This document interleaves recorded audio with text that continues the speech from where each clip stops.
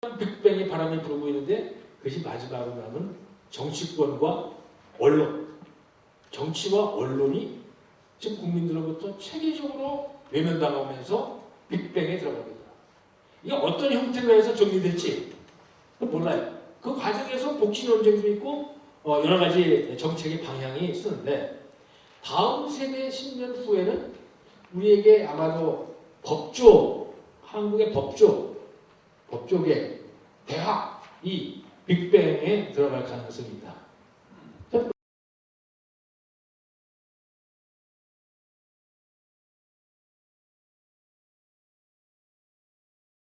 두 번째는 너무나 많은 것을 국내에서 뭉쳐지고 다 하려고 하는 수구적인 산업 구조에서 이제 수입 개방을 하고 부품 소재 산업을 개방하고 외국인 투자를 개방하고 이렇게 해서 가면서 일본이 재생될 것이다.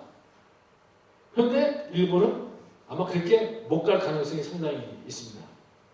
그러면서 앞으로 이 삼국이 또다시 지도만 들여다보고 나침판을 보지 않는 방향으로 급속도로 갈 때 과연 이 동아시아의 평화가 있게 되냐? 사실 우리 중국, 한국, 일본 사이에는 지난 30년 동안 세칭 경제적인 이익의 균형이 있었어요. 그 세칭 얘기는 다 아시는 그 플라잉 기스 모델, 안행 모형이라는 걸 통해서 일본과 한국과 중국이 상당히 많은 역할 분담을 해서 분업 체계를 가졌었는데 지난 10년 동안 이러한 그 안행 모형의 체제는 체계적으로 붕괴되기 시작합니다. 한국이 일본의 기술을 상당히 따라갔고 중국도 자기 나름대로 특화된 분야에서 기술력을 크게 증진시키면서 삼각형의 어떤 특화 분야가 생기기 시작하는데 이것이 앞으로 어떻게 될 것이냐가 또 하나의 중요한 과제고 중국은 끊임없이 일본과 한국으로부터 생산 기술을 넘겨받으려고 하나이 돼 있고 중화학을 부가가치 사슬 구조에서 중화학을 넘겨받으려고 끊임없이 움직이고 있는 과정에 있습니다. 이런데도 불구하고 이런 이익의 균형이 있음에도 불구하고 최근에 와서 이 지역에 힘의 균형이 깨지고 있다. 그러면서 서서히 미국이 중국을 컨테인한다. 그래서 중국을 포위하고 있다. 그래서 한국이 한미 FTA를 했는데 한중 FTA를 통해서 거기에 퇴로를 열어보겠다고 하는 그런 의도로 한중 FTA가 외교 안보적으로 상당히 중요성을 갖습니다. 중국 입장에서 가는 거죠.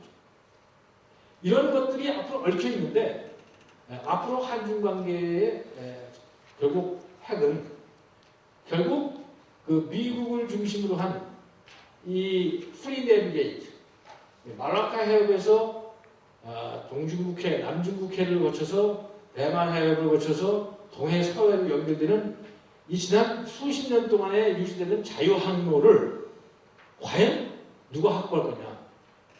이제까지는 미치함대의 전유물이었다고 볼 수 있는 이런 자유항로가 앞으로 일본 해상자에 대한 중국의 해군 등 이 여러 국가들이 여기서 각축을 벌일 때 과연 이 자유항로는 어떻게 될 것인가?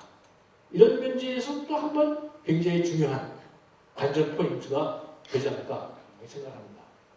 이런 과정에서 한반도에 새로운 기운이 열리고 있죠.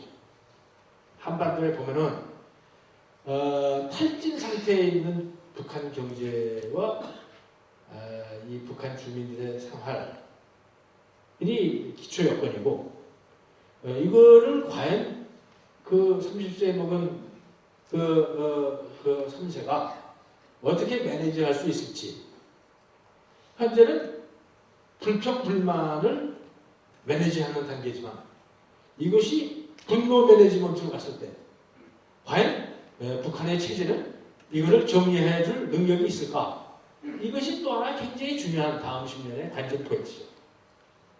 이 과정에서 주변 국가들이 어떻게 할까? 분명한 것은 김일성이 죽었을 때 김정일이 물려받을 때는 주변 국가들이 북한을 상당히 경원시했어요. 북한 적의 개혁개방으로 가지 않고 그렇게 하는 것이 현의 문제다. 그런 중국도 그런 시각을 갖고 있고 미국도 그렇고 러시아도 그랬어요. 그리고 각국이 자기가 좀 급했어요. 자기 나라의 문제가 급할 때였습니다. 근데 지금 이번에는 주변 국가들이 전부 김정은 체제가 안 무너졌으면 좋겠다. 너무 갑자기 무너지고 곤란하다. 뭐 이렇게 현상 유지 쪽으로 기울어 가는 듯한 인상도 있어요. 속마음은 다 다르겠지만 겉으로 표현된 외교로서는 그렇다. 그러면서도 그 안에 북한은 끊임없이 지금 안에서 이 얼음 밑에서 물이 흐르듯이 무언가 흐르는데 그 흐르는 것이 어떤 속도로 어떤 흐름으로 흐르는지 알 수가 없다. 그리고 이게 굉장히 초기 단계이기 때문에 이 문제를 과연 국제사회가 어떻게 대응을 할 것인지 이것도 중요한 관계인데 지금 이렇게 북한 체제에 대해서 김정은 체제가 그냥 갑자기 안 무너졌으면 좋겠다. 근데 현상 유지 정책이 제가 볼 때는 각국이 워낙 자국의 문제에 급하기 때문에 그런 거 아닌가. 이런 세계적인 빅뱅 속에서 자국의 문제를 해결하기도 너무 급하기 때문에 분쟁 지역을 너무 많이 안 만들려고 하는 이런 것 아니겠냐. 중동에서 이란하고 지금 벅찬데 아프가니스탄도 아직도 해결이 안 되고 그런데 이런 문제와 관련해서 과연 남북관계를 앞으로 어떻게 가져갈 것이냐 하는 문제에 대해서 앞으로 굉장히 지금 현재는 뭐 말로다 삿발싸움을 치열하게 하고 있지만 사실 거기도 북한도 이 빅뱅의 단 한 부분이 아닌가. 전 세계적인 빅뱅의 한 축이 아닌가. 저는 그렇게 생각합니다. 어떻게 보면 북한이라고 예외가 있을 수 없고 거기는 봄이 안 오냐. 근데 북한 주민들의 불만이 지금은 탈출로 표현되죠. 그죠? 북한은 탈출하는 거. 앞으로 이것이 분노로 폭발될 것인가? 그것도 알 수가 없어요. 그러니까 이런 문제가 우리 한반도 주변에 엄청난 역할을 하는데 이와 관련해서 중국하고 한국 사이에 견해 차이가 있다. 뭐 둘 사이에 갈등이 엄청나게 있고 그러면 싸운다 이런 뜻이 아니고 견해 차이가 있는 것이죠. 상황을 놓고 이 견해를 서로 같이 하는 노력이 필요하다. 그래서 저는 끊임없이 중국한테 얘기합니다. 어떻게 해야 문명국가가 사람들이 굶어 죽는데 그걸 보고서 그 나라가 오래 존속해야 된다고 생각하는 그런 나라가 어딨냐. 인민을 굶겨 죽이는 게 무슨 의무가 아니야. 그 나라가 오래 가는 거 아니야. 거기다가 얘들이 거기다가 뭘 붙잡고서 뭐가 미국을 견제하기 위한 하나의 교두보로 삼는다는 것도 이해를 안 가는 건 아닌데 이것이 과연 장기적으로 너희들이 해야 될 포석인지에 대해서 강력하게 얘기를 합니다. 지금 현재 보면 6대4로 그래 장기적으로 어떻게 우리가 북한하고 그렇게 개투개를 할 수 있겠어요. 임시적으로 우선 이렇게 하는 거야. 그 미국의 대중국 컨테인먼트가 풀리면 북한 문제는 해결된다. 뭐 이렇게 얘기하는 사람이 상당히 많은 사람은 동북 삼성의 중국의 이해와 관련해서 북한 문제는 북한은 존속해야 된다라고 강력하게 믿는 이런 사람들이 한 6, 뭐 이렇게 되지 않나 제가 이렇게 보게 돼. 근데 시간이 가면 갈수록 그 저기 40%가 50%가 되고 60%가 될 가능성은 충분히 있는 것이다. 그 지식인으로 갈수록 북한의 중국의 이익이 없다 이렇게 믿는 사람이 많고 그래서 중국이 우리가 볼 때 집단 지도 체제입니다. 그러니까 뭐 거기서 안에서 다른 소리가 잘 안 나오는데 제가 볼 때는 이 집단 지도 체제의 특징은 급격한 변화를 가져올 수가 없습니다. 어떻게 9명이 전부 합의해서 급격한 변화를 가져오고 있어요. 그렇기 때문에 아주 슬로우하게 움직이지만 꾸준히 움직이고 있는 것만은 분명하다. 그래서 저는 중국을 급조된 항공모함이라고 생각해요. 중국은 항공모함.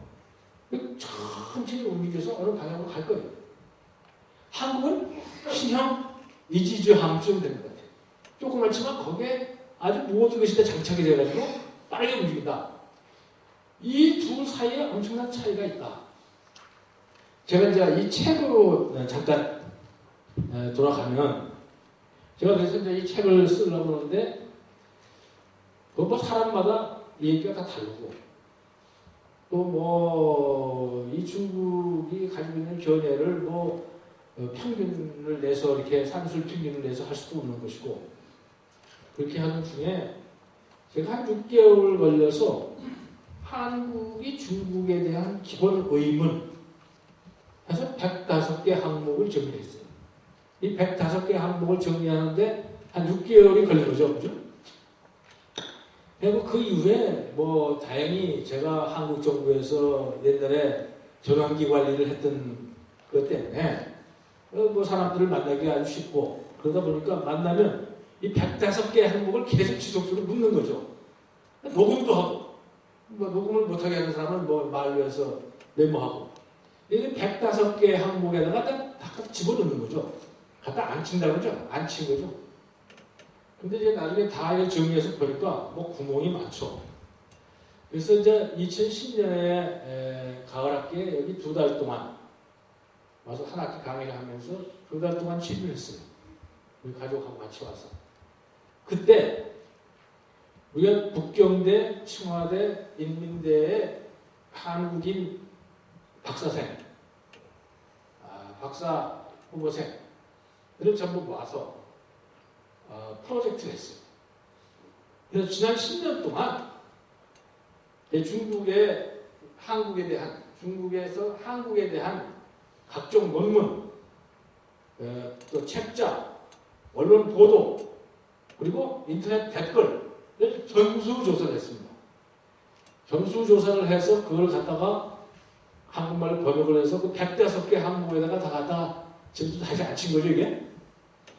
그런데 이게 서로 간에 달라요, 또. 그래서 어떤 것이 진짜인지 확인하기 위해서 40명하고 인터뷰를 그 기간에 했어요. 그러니까 뭐 하루에 한